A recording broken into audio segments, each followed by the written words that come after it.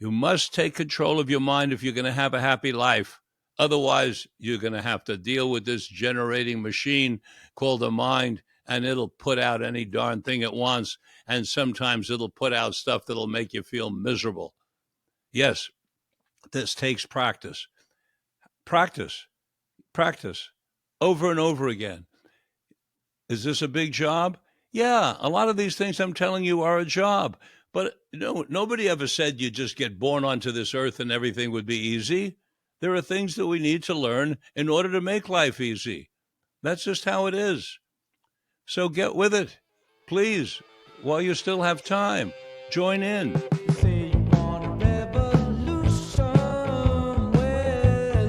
Welcome to Mind, Body, Health, and Politics. I'm your host, Dr. Richard Lewis Miller. I'm an 85-year-old clinical psychologist, and I've been practicing for 64 years. I'm going to bring you some stories today about events in my life that were helpful to me, and I hope they'll be helpful to you. Some while ago, I guess it was like 35 years ago, I was out with a group of motorcyclists, and I came around what's called a descending radius right-hand turn, and a Winnebago recreational vehicle came at me on my side of the road. It hit me, ran over me, and crushed both of my legs. There I was on the highway. I tried to pick up my left leg, and my left foot hit me right in the face. The lower part of my leg seemed to be disconnected from the upper part. The same was true for my right leg. Both legs were crushed. I closed my eyes, and I did diaphragmatic breathing. That's abdominal breathing, which is the fastest way to reduce anxiety and also to reduce shock. I knew that I had to achieve some kind of balance, homeostasis, or I might die from the shock. So I did my breathing, and I just kept doing it. And then with my eyes closed, I saw myself leaving. It appeared to be that I was dying. I was going way out in space, and I went out into the darkness. And as I was way out there, all of a sudden, I saw myself sitting in a wheelchair without any legs and with my chest strapped to the back of the chair. And I heard a voice saying, "You can still make a contribution." Well, that was it for me. I came back. I came all the way back from the cosmos, and I opened my eyes, and there were a group of motorcyclists around me, and I said, "Get me a helicopter. I'm getting out of here." And so they got a helicopter, and they flew me to a nearby hospital in the helicopter. And there I was in the emergency room, and they cut all my motorcycle clothing off me, and I was laying there naked. And then all of a sudden, I felt this tremendous yank of my leg. Ah, I screamed. What was that? And a man walked over to me and he said, "My name is Dr. Bodner, and I was relocating your leg. It was completely dislocated." And I said, "Well, thank you, but next time introduce yourself first." And he sort of smiled. And then he said, "Well, I hope you realize we're going to have to amputate your legs." And I said, "No, I don't realize that, and I'm not in favor of doing that." And he said, "Well, do you realize you were run over by a Winnebago recreational vehicle?"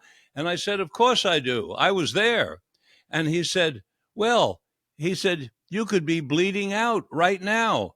And I said, "Well, that accident happened about an hour ago. By the time you got a helicopter to me and got me here and you got here, if I was bleeding out, I would have bled out by now.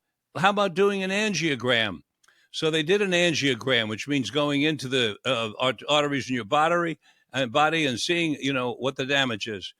He did it, and he comes back and he says, "Well, I don't know how. It's a miracle, but you're not bleeding inside." I said, "Good. I guess we have some surgery to do." And I showed him that I could wiggle my toes, which meant the nervous system was still working. So he did 15 and a half hours of surgery, that first surgery. It was followed by 4 more. But after that first surgery, he told me, and the other doctors told me, that I would never walk again. I'd be in a wheelchair for the rest of my life. And I said, that's not what's going to happen. What's going to happen is I'm going to do a triathlon within 2 years. As soon as I was able, I got into a wheelchair with my legs casted, and I started doing wheelies around the hospital, trying to keep my upper body strong because I knew my legs were going to atrophy. And of course they did. So I spent time in the wheelchair. And then as the months progressed, I got ready to take a step. And finally, with the help of a physical trainer, I stood up and I took one step. And I knew when I took that step that I would be doing that triathlon, because once a person can take one step, they can take 2, 3, 4, and eventually they'll be walking and maybe even running again, which was the case for me. So I did a little bit each day, and that's part of what I'm passing on to you, that it's about persistence. It's about persistence over time. Yes, I could only take one step, but then I took 2 steps, and then I took 3 and 4 and 5 and 6 and 8 and 10 and 20, until eventually I was able to get into the gym and got on a kind of Stairmaster. And I went up and down for 5 minutes, and then 8 minutes, and then 10 minutes, and then 20 minutes, until eventually I could do an hour again, because I used to do an hour running every day. I was a marathon runner. And I got up an hour a day. And then I knew I could start walking. And eventually I could start trotting. And eventually I did that triathlon. I did it with crutches, but I did it. I ran and I biked and I swam. And so the story is a story about a little bit over a long period of time is a lot of something. A little something becomes a lot of something. One step becomes running. Persistence, setting a schedule, doing it a little bit every single day. I didn't wait till the next day to decide what my schedule was going to be. I knew what my schedule for the week was going to be. In the beginning, it was 1 step every day. The next week, it was 2 steps every day. The next week, 4 steps every day. Little tiny increments, but I kept increasing. And that's the name of the game, folks. If you want to get yourself physically fit, if you want to live to 85 like I am, and be strong and healthy and robust and be living a vigorous life, you've got to get yourself on some kind of a program and stick with it on a regular basis and be persistent. And exercise is definitely one of the keys. The cardiovascular system needs that exercise. The whole body loves exercise. We are animals. Animals like to move and be exercised. So what else? What else can you do? Well, before I go into the what else, I'm going to tell you another story about persistence. Fast forward from that accident, about 33 years.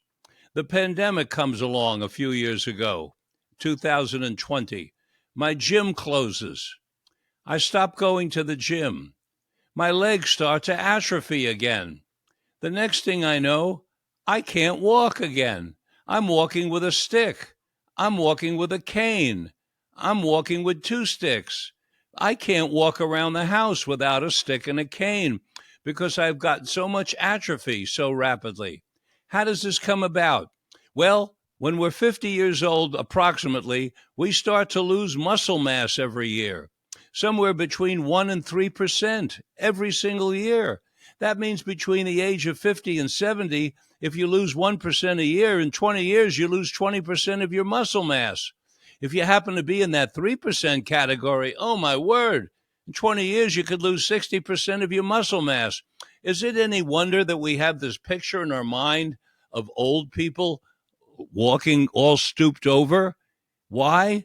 They've lost so much muscle mass that they can't maintain their skeletal system erect anymore. The muscles aren't strong enough. It's imperative to be persistent and do a little something to maintain the muscle mass.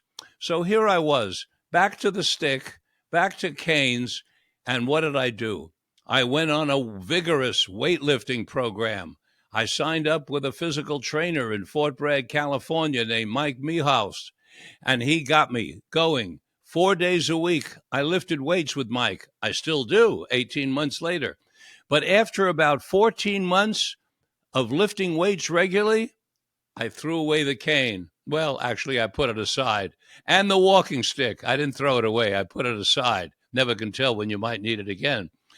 And I'm walking without any aids now. I'm back to walking normally. I went dancing for the first time recently.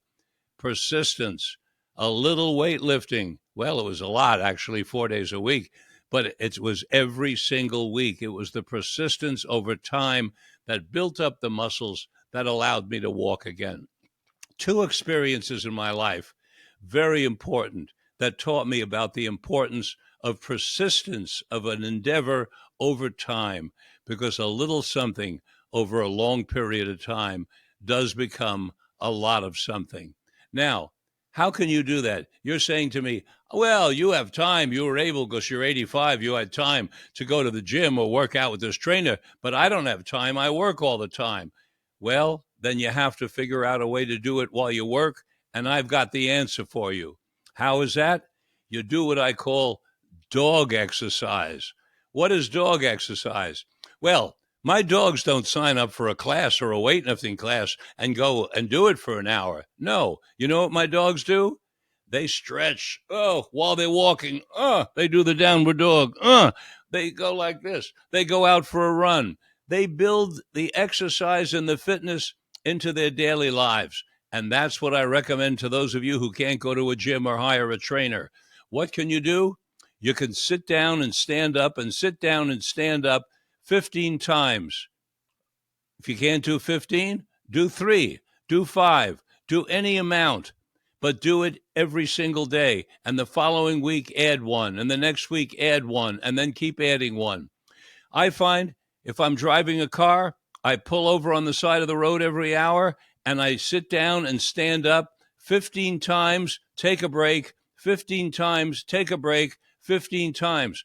I do 45 stand up and sit down for a little break in car driving. Not only does that protect me from a deep vein thrombosis, which is another story, but it also builds the strength in my legs.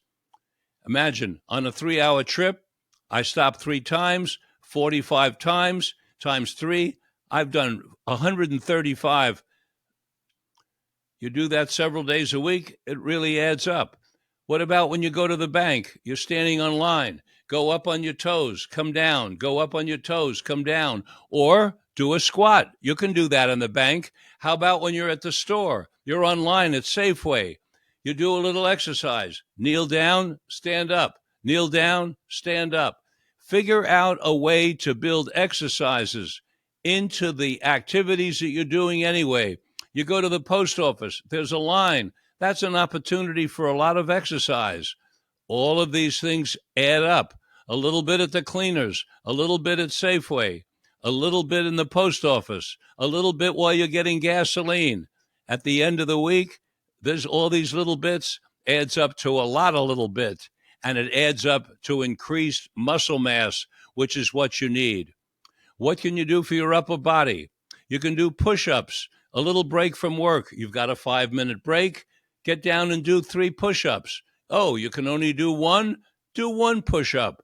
Do 1 push-up every hour. 1 push-up every hour for the first week. Second week, do 2 push-ups every hour. Third week, 3 push-ups. Watch how it grows and watch how your arms will grow. So there you are. You do push-ups at work, you build your arms. You do the squats while you're at the post office, while you're at Safeway, while you're at the hardware store, all these places that you wait online. You do these little squats, you build your legs. The push-ups, build your arms. That will help you maintain and not lose muscle mass and not be one of these people who's bent over like that by the time you're 60 or 65 or 70. These poor souls that you see walking around that can hardly keep their skeletal system up. What else can you do to maintain? You have to be a calorie counter. Forget about all these products. Forget about all these methods of losing weight. They're all scams. Okay, not all scams. Some of you benefit. And if you benefit from them, I say bless your heart and benefit from them. But for the most part, People do not lose weight on any of these programs and maintain the weight off. Why is that? Because to maintain weight off, you have to change your lifestyle. It's not enough to just have somebody mail you food that you eat. You lose a few pounds and then you gain it right back. What is it about? It's about the number of calories that you eat every day and how much you burn. That's the whole story. Calories in, calories burned. The first thing you want to do if you want to stay trim or get trim because you're overweight is you've got to keep records. You've got to carry a little piece of paper around with you and a pencil or a pen and write down every single thing that you eat and drink. Every single day, you write down everything that you eat and drink. Then at the end of the week, you take all these seven little pieces of paper, you lay them down on the table, and you read them carefully. You just read them carefully and look them over. The second week, you'd keep the same records and you read them carefully. And then around the third week, you read them carefully and you start to look up the different things on Google and you find out how many calories are in this and how many calories are in that. And you'll find that certain things are loaded with calories. This happened to me one time. I did one of these 2-week writing down everything, and I brought it to the gym at University of California, Berkeley, for this man to look it over. And he looks over my 2-week report, and he says, well, he says, you could get an A. He says, but we got one little problem here. I said, what's that? He says, you see this item right here? I said, yes. He says, you're a runner, aren't you? I said, yes. He says, how much do you run every day? I said, I run an hour every single day. He says, do you know how many minutes it takes to run off this one item? I said, no, I really don't. He said, 53 minutes. What? 53 minutes. You eat this little thing. What is the little thing? It was a croissant loaded with butter, loaded with sugar. 53 minutes to burn off one croissant? I never touched a croissant again the rest of my life, and I never will. I don't want to work 53 minutes to burn off one croissant. I don't want to, so I'll never eat a croissant. You've got to find out the same thing. There may be things that you're eating, just one of or two of, that has so many calories in it that you're gaining weight just from those couple of things. Read what you wrote down. You write down everything. You read it once a week. You start to look it up on Google. You figure out the calories. Yes, it sounds like a bit of a job. It is. Losing weight and maintaining it is a bit of a job. It's called maintenance. That's how it is. We live inside this thing that we call a body. I call it a transporter because it transports me around. But we all live in it, and it requires a lot of maintenance. You have to exercise it. You got to clean it. You got to put water in it and food in it. You got to put oxygen in it. That's how it is. So there's no complaining about it, really. I mean, you can complain, but so what? You still have to do it, or else you'll be one of these people by the time you're 65, walking around, looking down and bent over. Not a happy way to spend the beautiful time of your life when maybe you're retired and you have time to have fun or more fun. Hopefully you had fun before as well. But you get what I'm saying? You've got to do the maintenance, and it takes time, and you need a program. So we gave you one about exercise. A little bit. You keep doing a little bit more, 1 step, 2 steps, until you get to enough steps where you're exercising 1 hour, 3, 4, 5 times a week. We gave you something about the nutrition. You keep the records, you read them, and you look them up on Google. What about your emotional state? Anxiety. The best thing that we have for anxiety is diaphragmatic breathing. It means abdominal breathing. It means keeping your stomach loose. Why is that? Because when we get tense, we tighten up our stomach. Why do we tighten up our stomach? To make a protective shield. Like this. You brace yourself like that. Make it tight. Why? Because the stomach is the only area in the body that doesn't have a protective shield. Think about it. The head has a cranium, very hard, protects the brain. Arms have muscles and bones, all protection. The chest, ribs, protects these hard ribs, protects the heart and the lungs. Everything is protected. Buttocks, big muscles. But what isn't protected? The stomach just has this muscle right in the front here. And all that good stuff is inside. The pancreas, the liver, the kidneys. You don't want to get them damaged. So when you get scared or uptight, you tighten up those muscles to make a protective shield. But when you tighten up those muscles, you feel tension and you cut off your oxygen supply. When you cut off your oxygen supply, it increases the anxiety. So what you need to do, diaphragmatic breathing, abdominal breathing, make your stomach nice and loose,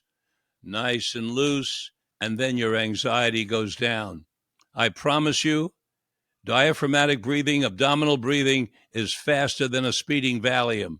It will give you homeostasis, balance, but you've got to practice. A little bit of practice. 60 seconds, 60 seconds, 60 seconds. Breathing, breathing, breathing. 60 seconds, 3 or 4 or 5 times a day until you become a great breather. You want to become a great breather. It's a number one tool. Breathing is my number one tool of all. There's no question, because there are so many places in life where we tighten up, getting ready, bracing ourselves. And that's the time to just let it hang out. Let that stomach hang out. Let it feel loose. Bring yourself into homeostasis. So exercise, okay? Nutrition, keeping the records, breathing. These are essential tools. What's another one? Getting out of the past. Oh, my word, this past is a cesspool. How many people live in the past thinking about what they could have done instead of what they did? Thinking about criticizing themselves. You did this wrong. Why did you do that? Oh, why did you do that? All these why questions are so dangerous. Why did you do that? And why did you do that? And why did you do that? See how it calls for a defense? The person getting asked the why question has to come up with reasons, as if they're on this earth to give reasons for their behavior. You're not on this earth to give reasons for your behavior.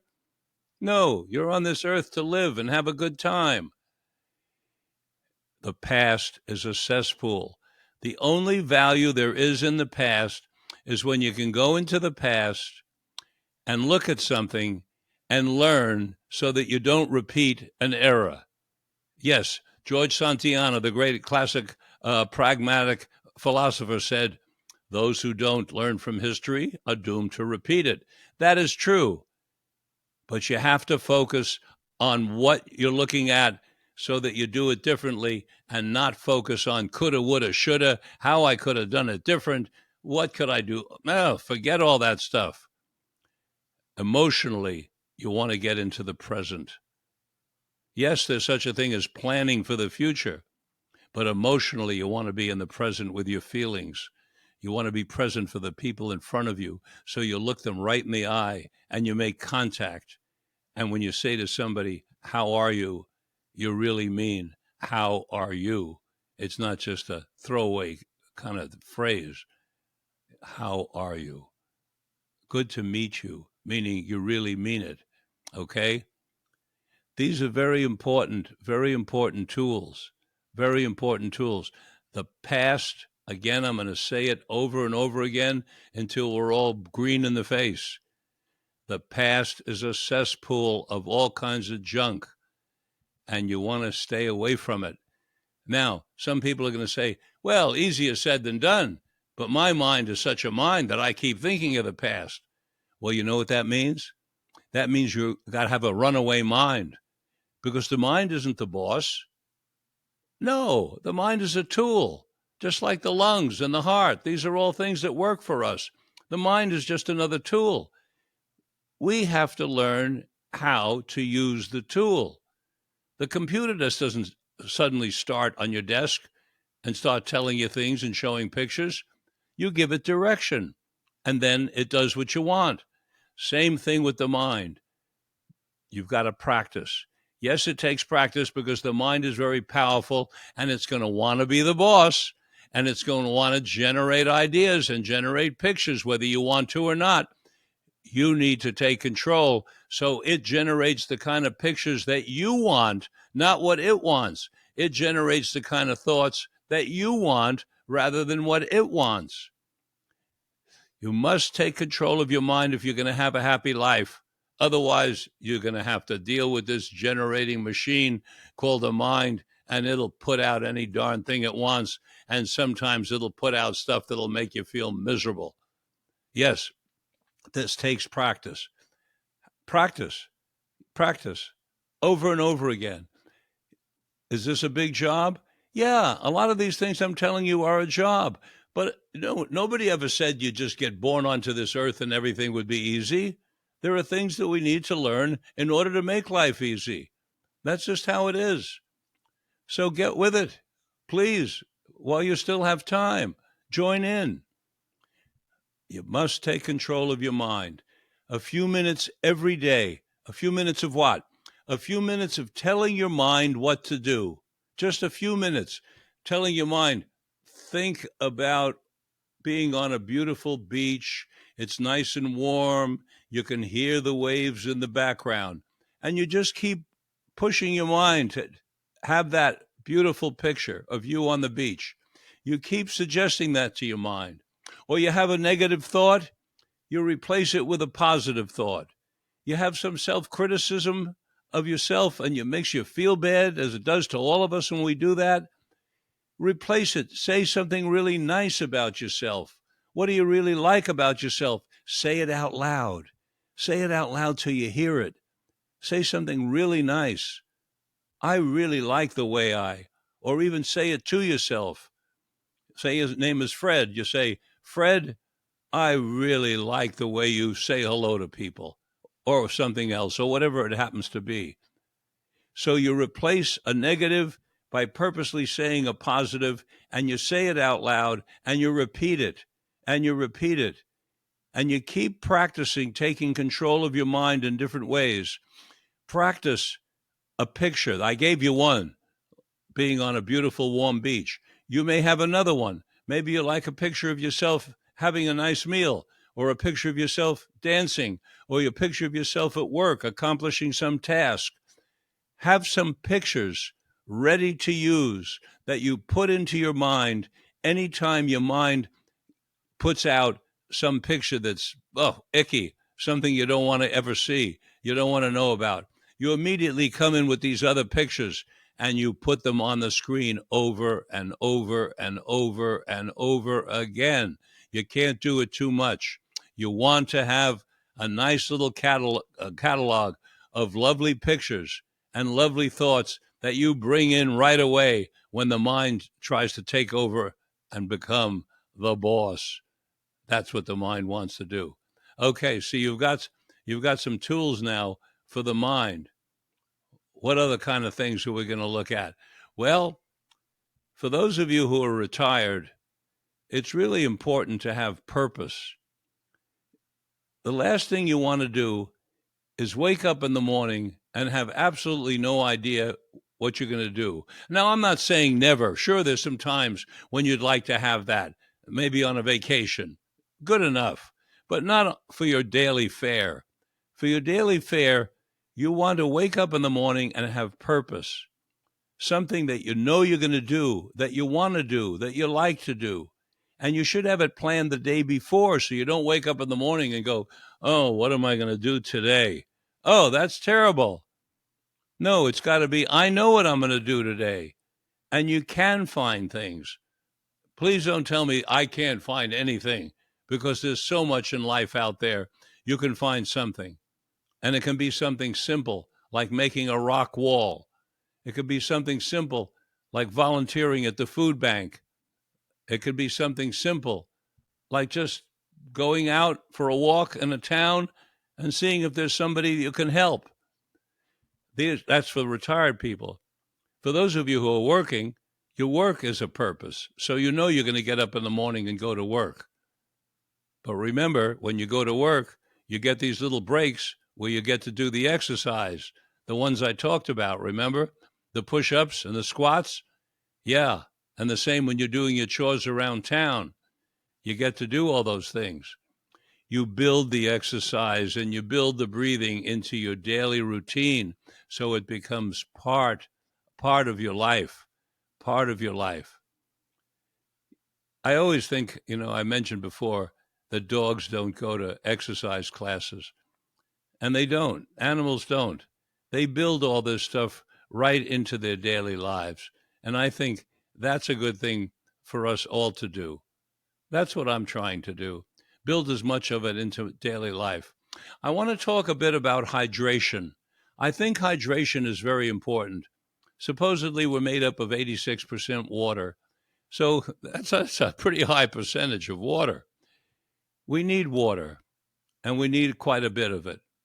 Now, you can decide how much you want to drink, but I'm telling you, pay a lot of attention to hydration. I myself am on a schedule. I have 32 ounces of water for breakfast, with my breakfast, 32 ounces at lunch, and 32 ounces at dinner. So at the end of the day, I've taken in 96 ounces of water. That's about half my body weight. I weigh 200 pounds.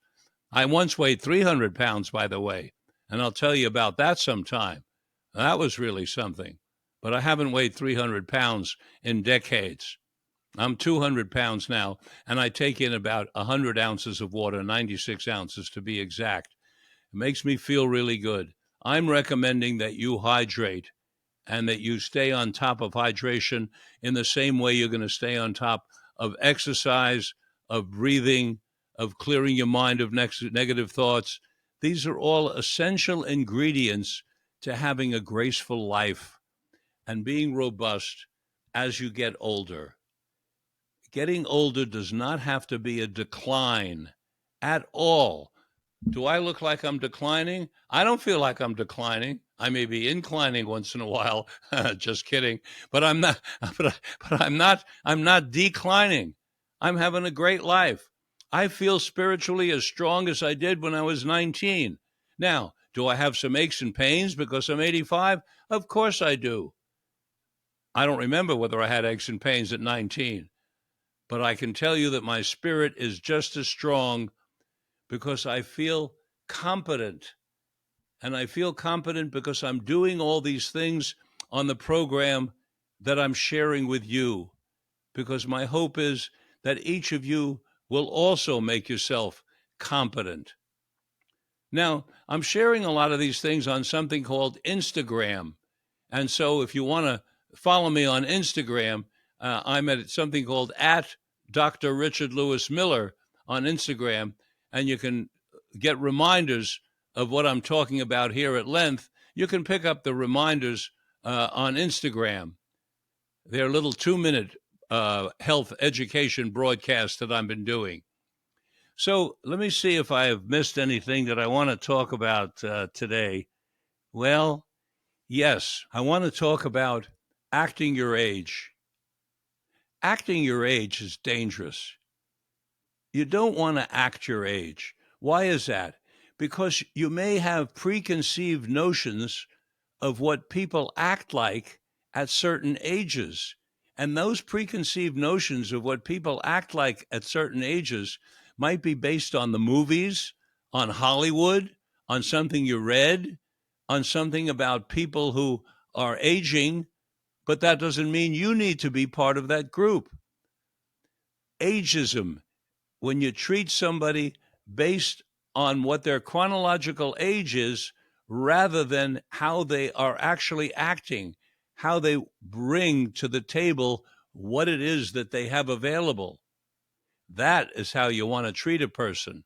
That's how you want to treat every person, based on what they're like sitting right in front of you, what they feel like, what they sound like, not based on their name, not based on their looks or their skin color or their hair, and definitely not based on their chronological age. Those are all isms. And ageism can be as bad as racism. I don't want to be treated like, quote, an 85-year-old. I want to be treated as a person who's talking to you right now, trying to share some information that I think will enhance your life. And I hope you'll accept it as that. So write me write me at Dr. Richard Lewis Miller, or you can also write me at producer at mindbodyhealthpolitics.org. Producer at mindbodyhealthpolitics.org. And one of these days, I'm going to have a handle that'll go Dr. Miller at mindbodyhealthpolitics.org, and you can write me there as well. Because I want to hear your questions. I want to hear your comments. I'd like to get a dialogue going. So join me in that. Until next time, this is Dr. Richard Lewis Miller reminding you that good health is worth fighting for, and it's essential for life, liberty, and the pursuit of happiness.